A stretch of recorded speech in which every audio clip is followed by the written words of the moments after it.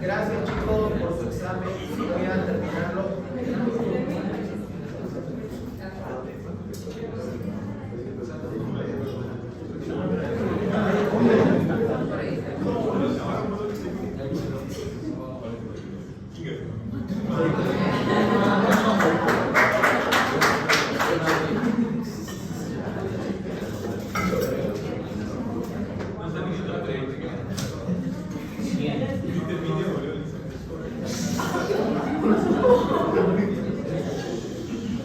¿En serio? 46% el promedio de toda la clase. Muy poco el tiempo. Ah, ya, eso. Eso todavía no se podía cumplir.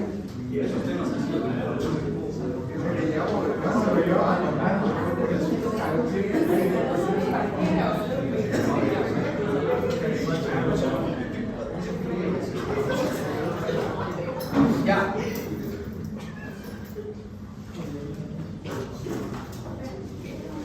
Habíamos quedado aquí en la anterior clase la organización de las proteínas. Habíamos dicho que quedamos acá para empezar a hablar acerca de cuáles son aquellas técnicas que utilizan conocimientos en base a los conocimientos genéticos que tenemos.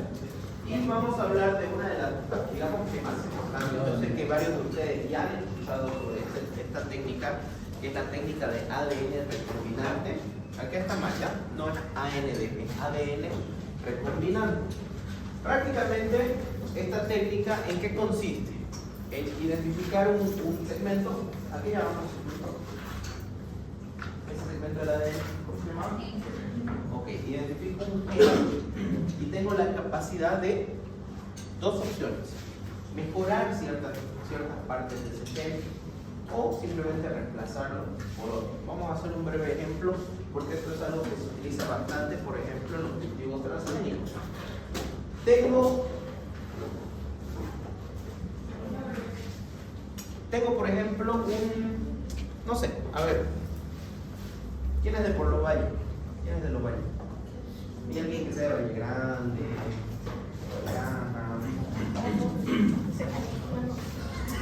¿Quién conoce los Valles? Valle Grande. ¿Quién mira Valle Grande en carnaval? ¿Ahí? ¿No? ¿Mentira? Bueno, esa zona de productores, por ejemplo, de frutas, de diferentes verduras, hortalizas, pero es una zona donde hay épocas donde viene la helada, es decir, mucho frío y pierden sus cultivos. Entonces, buscamos, por ejemplo, en el tomate, buscamos qué segmento o qué gen del tomate es el que le brinda mayor resistencia a temperaturas gélidas, o sea, al frío extremo. Y se puede reemplazar por X. Le doy un ejemplo. ¿Qué tubérculo aguanta altas temperaturas o bajas temperaturas? Por ejemplo, la papa. ¿Sí? Entonces, ese gen se lo colocamos al tomate. Entonces, modificamos genéticamente una característica que era justamente la dureza, que puede expresarse, digamos, en que la piel del tomate sea un poco más gruesa, o que simplemente la maduración del tomate sea un poco más lenta, por lo tanto tiene menos agua el tomate, ¿no? Entonces eso genera un cambio a nivel genético que le va a otorgar otro tipo de características fenotípicas al cultivo, ¿no? Entonces se utiliza bastante con el tema del maíz, la soya, aquí en la zona de Santa Cruz, con los cultivos transgénicos, y creo que el año pasado incluso hubo un pleito enorme por usar o no usar transgénicos, porque hay leyes que prohíben o leyes que impulsan el uso de transgénicos, ¿no? Mejor eficiencia, menos tiempo de producción, mayor resistencia a plagas, ¿no? Que es todos los beneficios que tal vez puedan otorgar este tipo de cultivos transgénicos. Ahora, ¿cómo podemos hacer este tipo de terapia a nivel personas? ¿Cómo podemos utilizar? Y esto de la simple manera como lo hace, hay un proyecto que se llama CRISPR-Cas9, no sé si han escuchado ustedes alguna vez hablar de eso, que es simplemente agarrar dos tijeras, cortar un segmento y traer un segmento de ADN e implantar. Entonces, este es el probable futuro en cuanto a terapias basadas en genética. ¿Por qué? Porque si yo tengo un paciente que, a ver, la insulina, ¿qué era? Es una proteína, ¿verdad? Su estructura molecular es una proteína. Entonces esa proteína está formada por aminoácidos. ¿Y esos aminoácidos cómo se formaban? Leyendo los codones, ¿verdad? Leyendo los codones de las bases nitrogenadas. ¿Y esas bases nitrogenadas dónde están? En el ADN, ¿sí? En algún locus de nuestro ADN, ahí se encuentra la receta. ¿Qué pasa con los pacientes con diabetes mellitus tipo 1? Carecen de la proteína, carecen de insulina. Entonces, ¿por qué no entrar hasta ese lugar, hasta ese segmento y realizar un corte de ese ADN, de ese segmento, de ese gen dañado y colocar uno completamente funcional?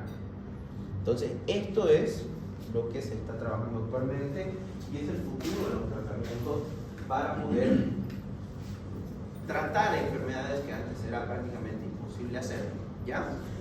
Otro tipo de técnicas que han utilizado hace ya bastante tiempo, 1996 fue el año que hicieron la primera clonación de un mamífero, la famosa oveja Dolly. ¿Qué es lo que hicieron? Agarraron un óvulo de una ovejita y con células somáticas de otra completamente diferente extrajeron el material que tenían en el óvulo. O sea, solamente sacaron el núcleo de esas células somáticas y se las implantaron a un óvulo completamente limpio, es decir, sin núcleo, sin información genética. Y luego esa implantación la hicieron viable para que poco después nazca la ovejita Dolly, ¿verdad? Esta oveja vivió alrededor de 6 años, poquito más de 6 años, pero vivió prácticamente sin enfermedad, súper bien, creció, no era deforme, no era mutante, nada, o sea, súper bien. Pero llamó la atención de por qué había enfermado. Esta ovejita se murió por una enfermedad pulmonar. Llamó la atención y dijo, ¿por qué se enfermó con esto? ¿Y por qué a los 6 años? ¿Por qué no? Normalmente las ovejas, ¿alguien tiene oveja en su casa? ¿Nadie? Las ovejas viven más o menos igual que los perros. Si las dejan vivir antes de que, ¿no? Las carneras. Aproximadamente entre 10 y 12 años vive una oveja, ¿sí? Entonces, le llama la atención por qué vivió la mitad de su vida. Porque hay algo que no controlaron y que nosotros tenemos información genética, ¿dónde? En las mitocondrias también. O sea, hay un pequeño porcentaje de información genética en la mitocondria, y esa mitocondria estaba en este citoplasma. Entonces no era 100% el material genético de esta, ¿no? Tenía todavía algo de material genético en la mitocondria, y no se olviden que las mitocondrias, entre otras funciones que tienen, no solamente es la producción del ATP, sino también generar la apoptosis, la muerte celular programada. Entonces ya en esa información estaba la información de cuándo tenía que morir esa ovejita. Ahora, no se olviden algo, como usé una célula somática, y le implanté, a medida que todos nosotros vamos envejeciendo, esta ya es otra de las razones. La primera, por un tema de que en la mitocondria ya estaba la edad biológica de una oveja adulta, que era una ovejita, ¿sí? Y fue creciendo, ya digamos, ella ya no cumplió un año. Biológicamente ya tenía 7, 8, 9, 10, 11 y 12, se murió. ¿Sí? ¿Se dan cuenta? Y la otra es porque cuando nosotros vamos haciendo reproducción celular, a medida que vamos haciendo reproducción celular, cada vez se van acortando más los telómeros. Es decir, nuestros cromosomas cada vez se van acortando un poquito más, y eso también da una edad biológica diferente. Algunos acortamos telómeros más rápidos que otros, que por ejemplo en situaciones de estrés, en situaciones de epigenéticas, mala alimentación, dormir mal, estudiar medicina, estudiar odonto porque sos yesca y no tenés plata, no hay para comer. Entonces, una serie de alteraciones que van haciendo que se acorten los telómeros. Esa es otra de las razones por las cuales no pudo alcanzar, digamos, una vida plena de 10, 12 años, como podría ser lo esperado. ¿Ya? Pero, miren, entonces tenemos, fenotípicamente hablando, tiene las características idénticas de la célula somática. Idéntica. No tiene ni una sola característica del donador del óvulo. Ni una sola. ¿De acuerdo? Otro tipo de terapia, hoy en día muy cotizada, el tema de los bancos de células madre. ¿Qué es lo que nos dice? Las células madre tienen la capacidad de ser células totipotenciales o pluripotenciales. ¿Qué quiere decir esto? Que tienen capacidad de dar vida, que tienen la capacidad de diferenciación, de convertirse en grupos diferentes de células. Y esos grupos diferentes de células pueden llegar a convertirse en diferentes tipos de tejido. ¿Qué hacen con las células madre? Se almacenan, se estimula el crecimiento hasta que generan una gástrula, y a partir de aquí, de acuerdo a reacciones o de acuerdo a estímulos, ya sean físicos o electroquímicos, porque puede ser electricidad, puede ser química, voy a generar de que estas células se conviertan en diferentes grupos poblacionales de tejidos, y puedo yo generar músculo compatible, puedo generar yo sistema nervioso, o sea, tejido nervioso, puedo generar tejido óseo, esto es un osteoclasto, diferentes tipos de tejidos, ¿sí? Con células madre. Y normalmente estas células madre, ¿de dónde se las obtienen? Del cordón umbilical, es uno de los lugares donde se obtiene en el momento del nacimiento de las células madre. ¿Ya? Entonces son técnicas que conocemos, algunas de ellas hemos escuchado, una lomita doble. Esto de las células madre, hay un banco de células madre incluso acá, ¿verdad? Es carísimo, por cierto, tener almacenado tus células madre ahí. Técnica de recombinante ya se está empezando a hacer, se está empezando a aplicar este tipo de terapias. De hecho, acuérdense, en los próximos 5 o 10 años, esto es revolución, se van a curar enfermedades que actualmente no tienen cura, ¿ya? Que si no han salido tal vez este tipo de terapias de forma accesible por el costo que involucra tratar a un solo paciente, y las políticas de salud en muchos de los países del mundo, que todos están adosados a las Naciones Unidas y por lo tanto tienen que cumplir los lineamientos de la OMS, no permite de que esto se pueda abrir libremente, ya por la implicación económica que representa. Bien, entonces, con eso llegamos acá. Nos trae a el comienzo de la genética, donde el considerado hoy padre de la genética, Gregorio Mendel, un monje que allá por los años 1600, yo no sé, yo siempre me pregunto cuando me empiezan a contar las historias de gente de 1600, de 1700, han de tener mucho tiempo en ese entonces, ¿no? Porque Gregorio Mendel, un día, ¿qué habrá estado comiendo? Seguramente estaba comiendo su segundito y se pilló una arveja y dijo, para él son los guisantes, ¿no? Y dijo, ¿por qué tiene esta característica? Empezó a seleccionar, a clasificarlas. Y me imagino que a los que no les gustan las arvejas hacen algo parecido en sus platos, ¿no? Empiezan a clasificarlas y se dan cuenta de que hay algunas que son lisas, otras que tienen la superficie rugosa, hay otras que tienen un color más amarillento, otras que tienen un color más verdoso. Y esto le llamó mucho la atención a él. ¿Cómo se podía hacer la germinación de estas habichuelas, de estas arvejas? Y podríamos tener hijas, o sea, una primera generación con características como los padres. ¿Qué tan probable es que esto ocurra? De que las hijas sean exactamente iguales. Y esa es la base de la genética, y creo que en primer año nos enseñan, ¿no? Todos pasaron embrión con el doctor Galarza. Sí. La mayoría, todos. Creo que una clase la dedica, ¿no? A que todos pasemos la pizarra y tratemos de ver esto. Lo vamos a volver a explicar, porque en aquel entonces nos parecía algo imposible, o que por lo menos era difícil para nosotros comprender las probabilidades. Y su examen, me acuerdo que era ¿cuántas probabilidades existe? De que y ya uno tenía que empezar, ¿no? Pero es tan fácil como hacer un cuadrito, así. Y eso es lo que vamos a hacer hoy día. Entonces,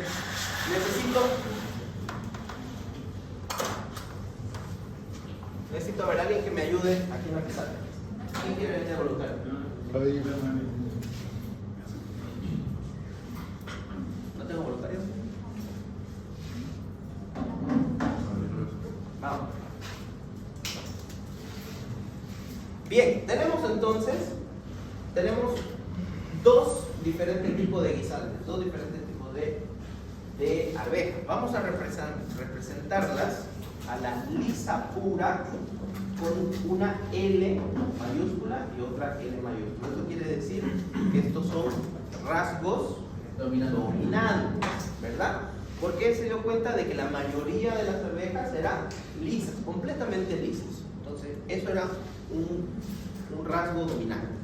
Y aquellas rugosas van a ser L minúscula. Entonces, en el momento de pasar la descendencia, vamos a escoger uno de los dos alelos.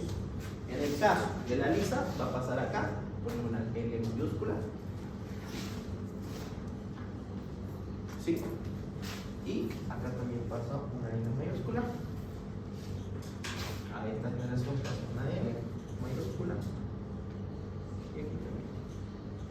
¿Ok? La lisa pura, como tiene solamente dos alelos L mayúscula, solamente va a pasar eso, ¿no? En el cruzamiento. Y la rugosa pura, como tiene los alelos recesivos L minúscula, solamente va a pasar esos. Entonces, en el ladito, L, al lado la L, eso, L.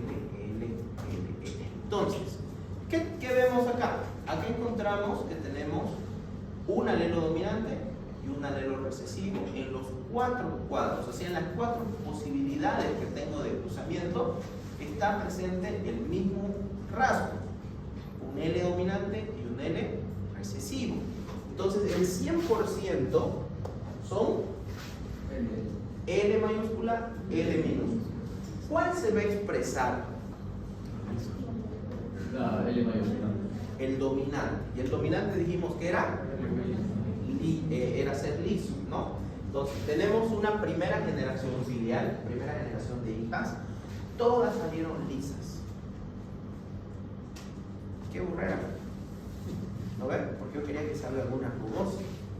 Pero aquí es donde empezamos a ver de que esta característica dominante va a ser la que se va a expresar sobre la recesiva. Pero Gregorio Mendel no se decepcionó y dijo, ok, ahora con las hijas voy a ver qué pasa más abajo para hacer una segunda generación filial, donde, si se dan cuenta, ya no son lisas puras. ¿Por qué? Porque ahora son una mezcla sus alelos de una lisa y de una rugosa. Entonces vamos a mezclarlas. L con L, así, ¿verdad? Perfecto. Perfecto.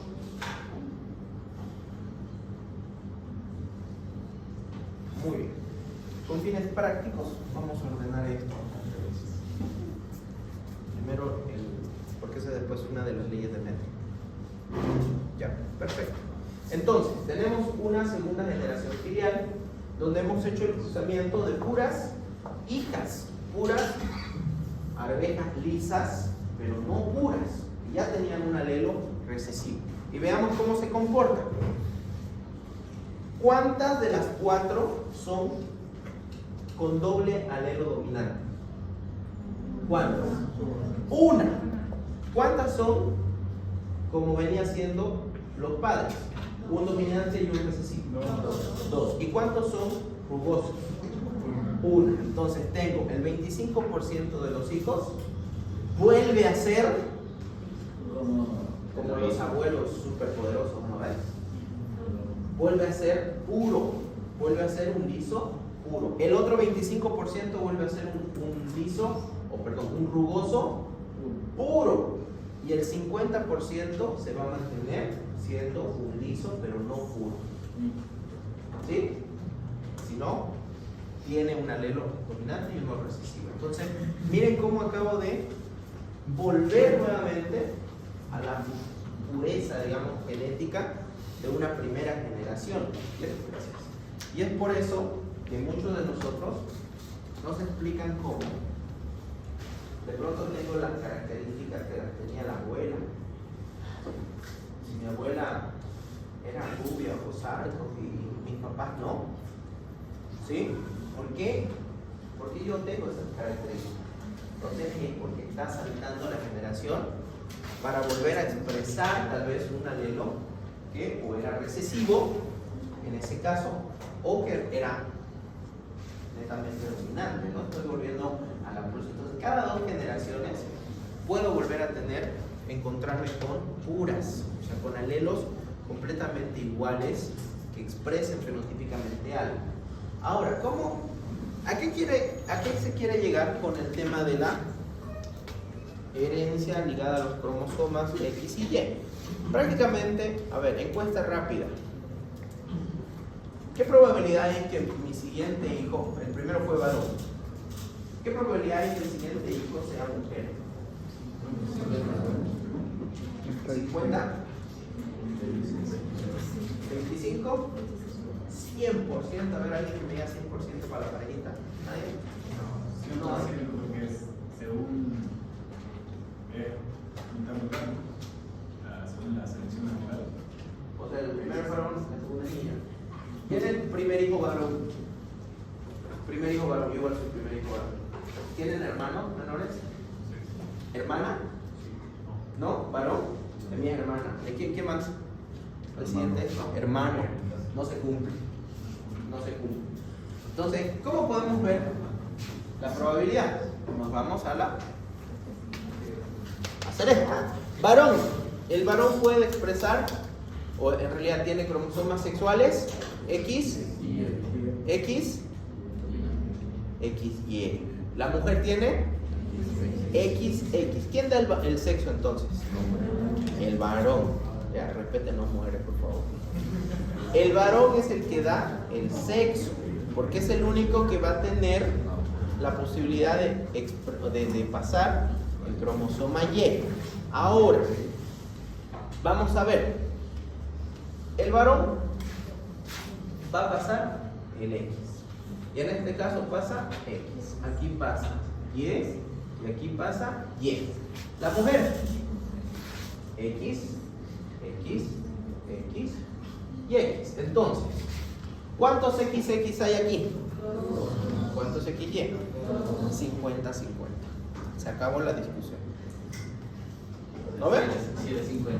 Es 50% de probabilidad que sea varón, 50% que sea mujer. Ahora, va a haber alguien que me va a decir, ay doctor, pero que depende del día de la ovulación, que la fisura, y demás cosas, que el espermatozoide va a ser flojo, que se lo mira luego lo más arriba. ya, se las compro, se las compro.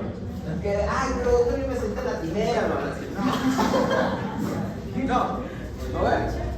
Entonces, digamos que hablando genéticamente con probabilidad, la siguiente vez que escuchen a sus tías, a sus abuelas, diciendo, ay, es que va a ser mujer, porque háganle este cuadrito. Y le explican, ¿sí? Le dicen, mira, hay 50-50 de probabilidad de que sea varón o que sea niña. Listo, para contar. ¿Por qué? Porque lo dice Gregorio Méndez. ¿Quién es Gregorio Méndez? Un monje ahí de 1600, le dice. Ahora,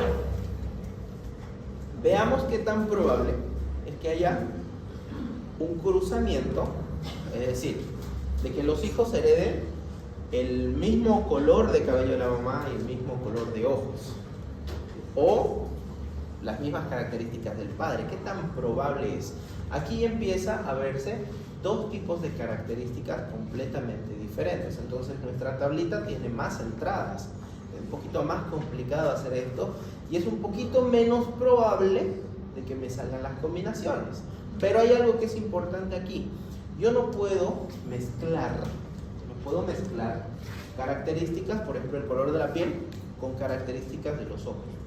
La gran mayoría no están ligadas. Hay otras que sí están ligadas, por ejemplo, al cromosoma X o al cromosoma Y. Pero en los que son somáticos no se cruzan normalmente, ya no dependen el uno del otro. Entonces cuando hacemos esto, quiero que veamos acá, tenemos una arvejita lisa, pero no es pura, y tenemos que es de color verde, pero es un verde que no es puro tampoco, ¿no? Y aquí tenemos una rugosa, igual una lisa, que tiene el recesivo de ser rugoso, y que tiene color amarillo. Entonces, vamos a ver qué tan probable, cuántas salen como esta, cuántas salen como esta. ¿Ya? Vamos a hacer el ejercicio. ¿Tiene más? A ver. Ahorita vamos a ver. Es que ahorita te vas a dar cuenta cómo cruzan después. Entonces vamos copiando de esta L aquí y aquí. Solamente las que corresponden a ella. Porque no se cruzan, como vos decís. Esta L aquí y aquí. Ahora esta L adelante, aquí y aquí. Lo mismo con esta y esta. Ya, perfecto. Ahora hacemos con las letras A y A.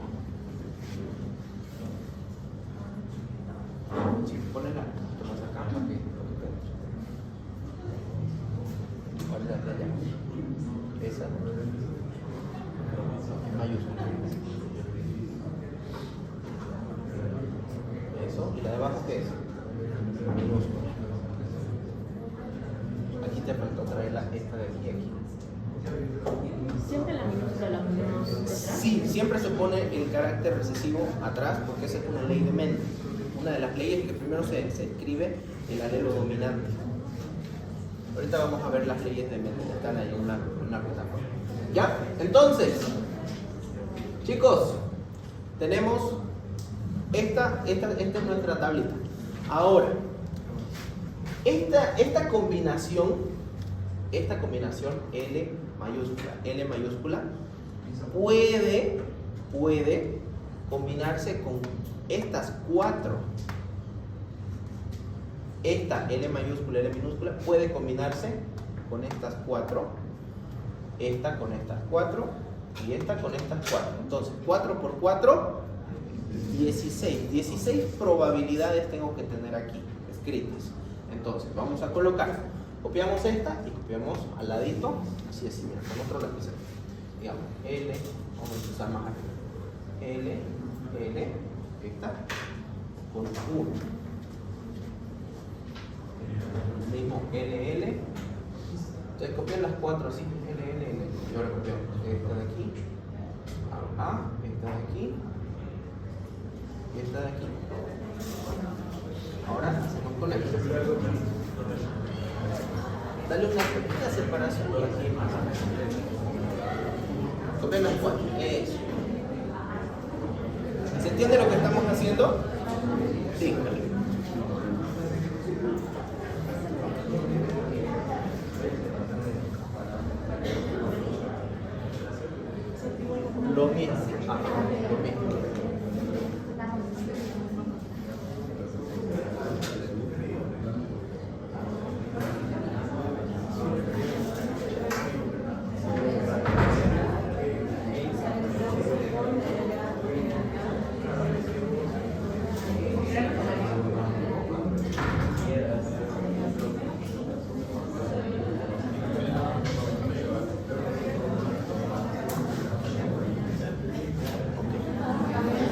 Chicos, aquí tenemos entonces todas las probabilidades de cruzar las características que estamos viendo, ¿no? Ahora, vamos a identificar cuántas hay de cada uno. De estas primero, L, A. ¿Cuántas probabilidades hay que sean igualitas a esto? A ver, veamos. Solamente 1 sobre 16. Listo. Cheque. Hacemos lo mismo con todas. De la siguiente.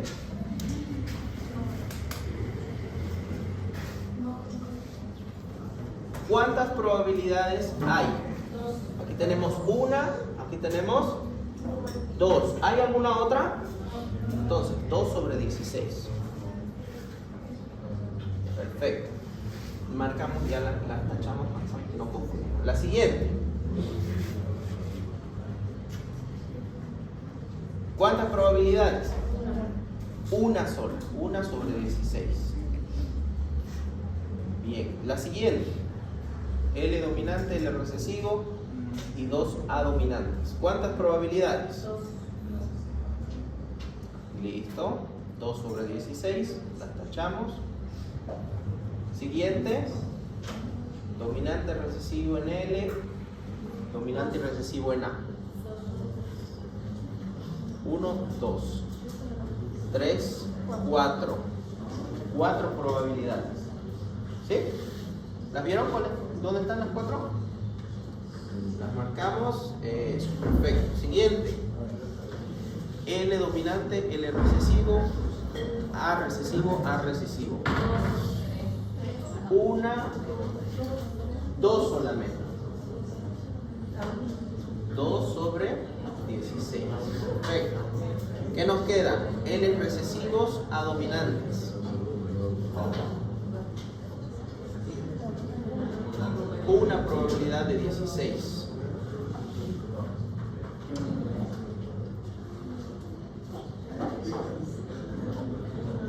Una, 2 probabilidades de 16. Y finalmente, ambos recesivos, 1 de 16. ¿Sumamos? 1, 2, 3, 4, 5, 6, 7, 8, 9, 10, 11, 12, 13, 14, 15, 16 sobre 16. ¿Está completo? Está completo. Ahora, son 2 características. Y miren qué bajas son las probabilidades de unir las 2 características, ¿no? O sea, de poder decir, no, yo quiero que mi hijo sea verde y que sea completamente liso, puros. Solamente 1 de 16 veces va a salir de esta forma. Entonces, imaginan ustedes cuando nosotros queremos caracterizar a una persona y quiero que sea no solamente 2 características, quiero que sea alto y rubio, dicen, ¿no? Porque además quiero que sea alto, rubio e inteligente. Son 3. Se aumenta esta entrada. Entonces ya tengo 4 por 4 por 4. Y si además quiero que sea deportista, por 4. Y además, ¿no? Entonces las probabilidades de que vaya a ocurrir eso cada vez se van diluyendo más y más y más. Ahorita hemos tomado solamente 2 características, ¿no? Solamente 2 características. Te agradezco mucho. ¿De acuerdo? Entonces miren cómo eran las bases de la genética mendeliana, que sí se podía o que sí se podría calcular probabilidades, ¿no? Conociendo el genotipo de una persona, de los padres, pues, ¿no? ¿Qué probabilidades hay? Sí se puede calcular de esta forma. Ahora, ¿de qué es preciso hoy en día? La genética mendeliana no deja de ser importante, pero ya no es como lo era hace tal vez unos 20, 30 años, de decir, sí, efectivamente, esa es la probabilidad que existe. ¿Sí? Porque la genética mendeliana ha ido siendo desplazada por diferentes otros factores que hoy en día, pasó de moda decir, ¿no? Ya Mendel está olvidado hoy en día. Pero sí tiene una base bastante sólida y por eso es considerado todavía el padre de la genética. Entonces, en conclusión,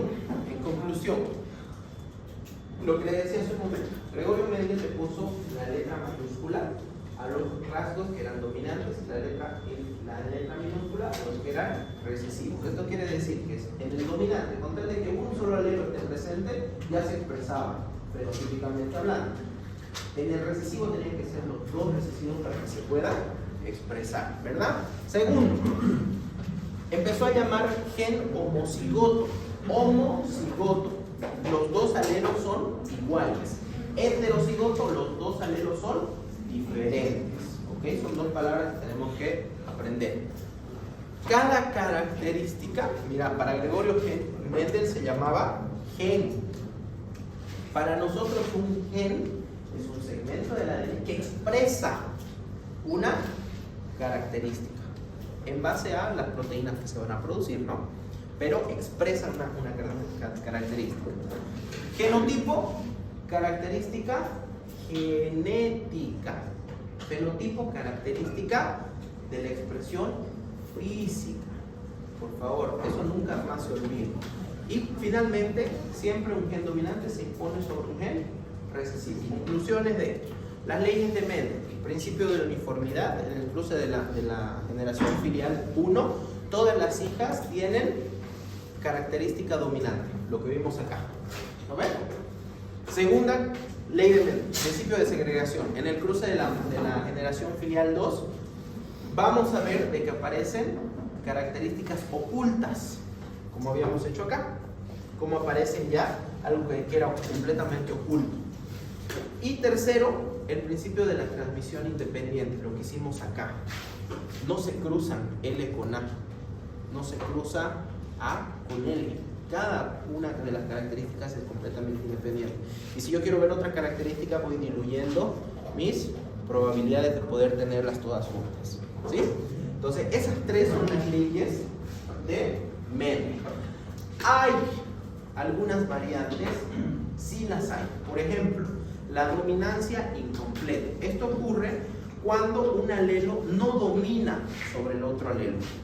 O sea, tenemos dos alelos que pueden expresar los dos al mismo tiempo. Después tenemos la codominancia, cuando los dos genes se expresan al mismo tiempo. Y esto lo vemos, por ejemplo, miren, este caballo es de color café, pero también es de color blanco. Está teniendo una codominancia en la expresión del color del pelaje. ¿Sí? Codominancia. Hay muchas razas de animales que tienen este tipo de codominancia. Por ejemplo, en las gatas. ¿Qué tienen gatos? ¿Tiene alguien un gato de 3 colores? ¿Sí? Le doy mi cabeza que es hembra. Tarea. Es hembra. ¿Por qué? Esta codominancia de 3 colores en los gatos está ligado a el sexo. Solamente lo tendrían las gatas. Ahora, vamos a ver otro. La codominancia, los genes que se expresan al mismo tiempo. Por ejemplo, un ojo color azul y un ojo color verde. ¿Conocen a alguien que sea así? ¿Sí? Esto es una codominancia. Dos genes se expresaron al mismo tiempo porque son dos genes recesivos. ¿Sí? Ahora, vámonos igual otra vez a los gatos. Me encantan los gatos. ¿Quién tiene gato blanco, completamente blanco? ¿Tiene un ojo verde y otro azul? ¿No? Los dos son azules. Ya. ¿Alguien más? ¿Nadie? ¿Tenía un ojo azul y un ojo verde? ¿Era blanco completamente? Ya.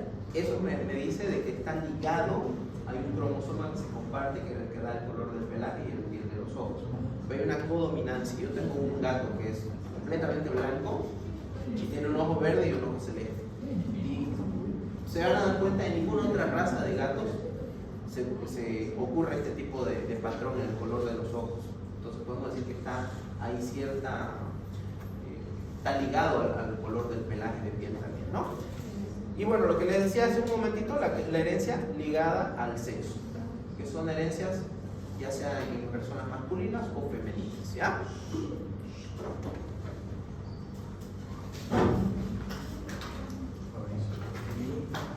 Que no les pase la del lechero. ¿Preguntas?